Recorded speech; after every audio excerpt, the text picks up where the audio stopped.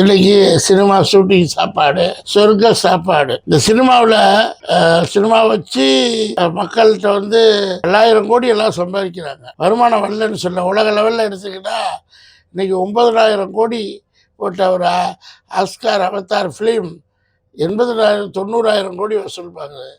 இன்றைக்கி இந்த துரியந்தர் 2 இந்த மாதிரி படங்கள், அல்லு அர்ஜுன் படங்கள், இந்த மாதிரி படங்கள்லாம் 300 கோடி 400 கோடி போட்டு 1000 கோடி பாக்ஸ் ஆஃபீஸில் வசூல் பண்ணுது.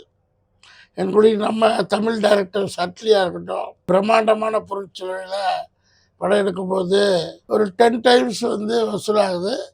சில படங்கள் என்னென்னா தோல்வியும் தழுவுது. இப்படி சினிமாவில் 60 ஆண்டு காலமாக சினிமாவுக்குள்ளே இருந்து மக்கள்கிட்ட வசூலாகிற பணம் ரீஇன்வெஸ்ட் ஆகலை.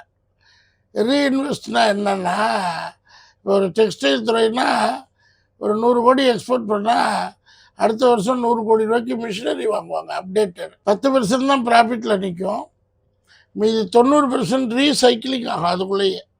அப்போ அந்த துறை இன்றைக்கி 1 கிலோமீட்டர் ரேடியேஷனில் இருந்த பனியன் தொழில் இன்றைக்கி 30 கிலோமீட்டர் ரேடியேஷனில் திருப்பூரில் வந்துருச்சு. பட் 60 ஆண்டு கால சினிமா கோடம்பாக்கத்தில் ஆரம்பித்தது இன்றைக்கி ஒரு 2-3 கிலோமீட்டர் கூட ரேடியேஷன் வளரலை. கோடம்பாக்கத்தில் ஆரம்பித்தது வளசரவாக்கத்தில் நிற்கிது. ஸோ 60 ஆண்டு கால சினிமா மெயின் பாயிண்ட் என்னென்னா, இந்த சினிமாவில் சம்பாதிச்சவங்க, சம்பாதிச்சுக்கிட்டு இருக்கிறவங்க, சம்பாதிக்க போகிறவங்க இதை ஒரு தெய்வமாக மதிக்கணும். இங்கேருந்து ஒரு 50 கோடி நீங்கள் சம்பாதிச்சிங்கன்னா அதை வச்சுக்கிட்டு ஒரு 5000 கோடி உள்ளே கொண்டு வரலாம். சினிமாங்கிறது எத்தனை காலேஜஸ், பள்ளிக்கூடங்கள், ஸ்கூல்ஸ், ஆர்ஃபனேஜ் இங்கெல்லாம் சொல்லிக் கொடுக்காத ஒன்று சினிமா மக்களுக்கு போதிக்கும். மிகப்பெரிய வல்லமை வாய்ந்த கருவி சினிமா. ஸோ இது தமிழ் சினிமாங்கிறது இன்றைக்கி குளோபலைஸ்டு வளர்ந்துருக்கணும். இங்கேருந்து ஒரு 300-400 heroes, 300-400 heroines, 300-400 comedians, leading comedian, ஒரு லைஃப் ஸ்டைல் பூர்த்தியானவங்க குளோபலைஸ்டு போய் சர்வீஸ் பண்ணணும். ஆனால் இந்த 60 ஆண்டு கால சினிமாவில் பார்த்தீங்கன்னா இன்றைக்கி மெஜாரிட்டி 5% பீப்புளை விட்டுருங்க. இந்த 5% பீப்புள் விட்டுட்டு 90% பீப்புள் கோயம்பேடு பஸ் ஸ்டாண்டில் தூங்குறதும், அம்மா மெஸ்ஸில் சாப்பிட்றதும், ஸ்ட்ரீட் கார்பெண்டர் இந்த மாதிரி என்ன மாதிரி எம்எல்எம் பிளா பிளா பிளா பிளா குட்டி வேலைகளுக்கும் குட்டி தொழில்களுக்கும் போய் சினிமாவை ஒரு பார்ட் டைமாக பார்த்ததுனால சினிமாவில் வளர்ச்சி இல்லை. மெயின் பொருளாதார சினிமா ஓடலைங்கிறது கம்ப்ளைண்ட் இல்லை. கரெக்டான ஒரு விலை கொடுத்து தகுந்த ஆர்டிஸ்ட் போட்டு, ஆர்டிஸ்ட்டுக்கு கேரக்டர் போட்டு, கேரக்டராக மக்கள்கிட்ட பிரதிபலித்தாதான் அந்த படம் சினிமாவில் ஒன்று நடிகர் சங்க கட்டடம் இருக்குது. அந்தந்த யூனியனுக்கு ஒரு சின்ன கட்டடங்கள் இருக்குது. ஏதோ ஒரு 10 நடிகர்கள் அரசியலும் சினிமாவும் கலந்து வாழுகிறார்கள். மக்கள்கிட்ட பிரச்சாரம் பண்ண போகிறதுக்கு, சர்வீஸ் பண்ணுறதுக்கு அரசியல். காந்தி ஒரு அரசியல்வாதி, மோத்திலால் நேரு மகன் ஒரு அரசியல்வாதி. மோத்திலால் பாரம்பரிய பணக்காரர், 10 தலைமுறைக்கு சொத்து உள்ளவர். அவருக்கு தன்னிறைவு அடைஞ்சு ஒரு அரசியல்வாதி ஆகி மோத்திலால் நேருங்கிறவர் தன் மகனை அரசியல்வாதி ஆக்கினார். அரசியல்வாதி என்பது, நான் சொல்கிறது கொஞ்சம் போர் அடிக்கும், கசக்கும், பார்க்க கூட மாட்டீங்க, ஸ்கிப்பு கூட பண்ணுவீங்க, பரவாயில்ல, உண்மையை தான் நான் சொல்ல முடியும். ஸோ மோத்திலால் நேரு எப்படின்னா ஊழல் இல்லாத ஒரு என்டர்பிரனர். அதான் படிச்சிருக்கோம் நம்ம பார்த்ததில்ல. அவரோட மகன் ஜவஹர்லால் நேரு தன்னிறைவு பொருளாதாரத்தில் ஒரு ஃபேமிலி அடைந்த ஒரு அரசியல்வாதி. அவருக்கு இந்த அரசியலில் சம்பாதிக்கணும்னு அவசியம் இல்லை.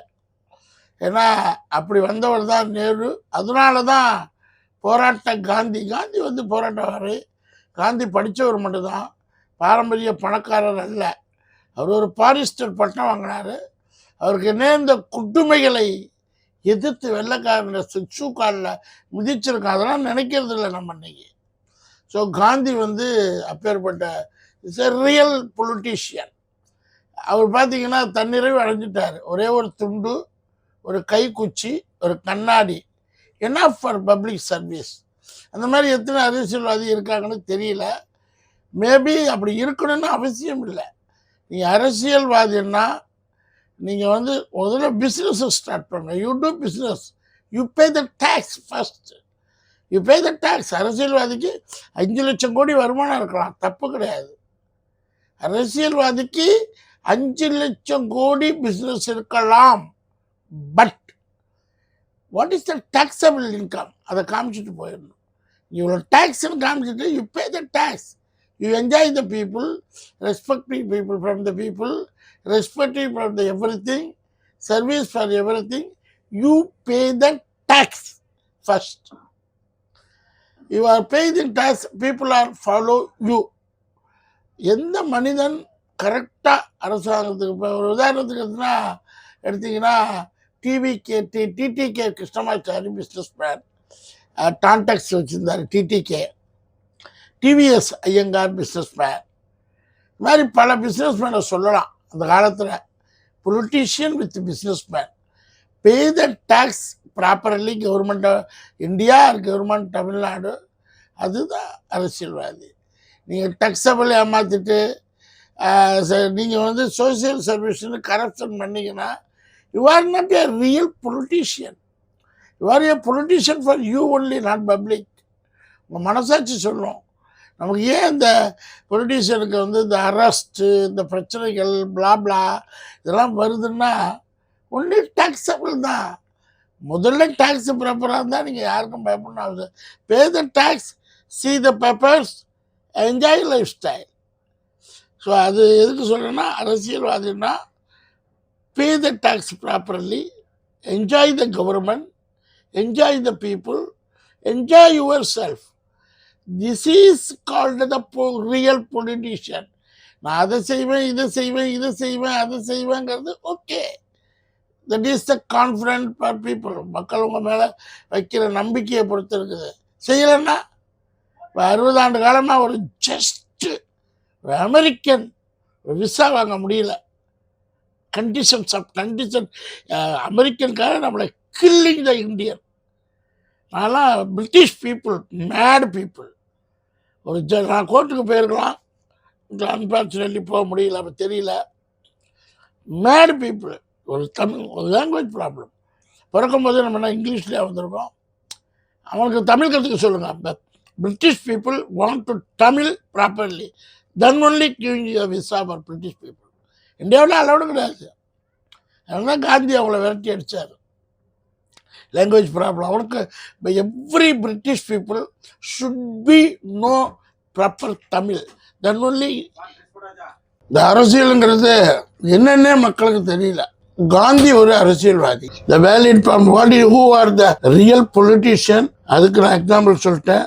Real cinema business man. யாரெல்லாம் சினிமாவிலேருந்து 100 கோடி, 200 கோடி, 500 கோடி, 1000 கோடி சம்பாதிச்சாங்களோ அவங்கெல்லாம் பப்ளிக்கில் போய் அதர் பிஸ்னஸில் உள்ள இண்டஸ்ட்ரியலிஸ்ட் பிளா பிளா பிளா பிளா பீப்புளை கொண்டு வந்து இதில் சினிமாவில் இந்த ரியல் ப்ராஃபிட் இருக்குன்னு சர்வீஸ் பண்ணால் that is peace of mind.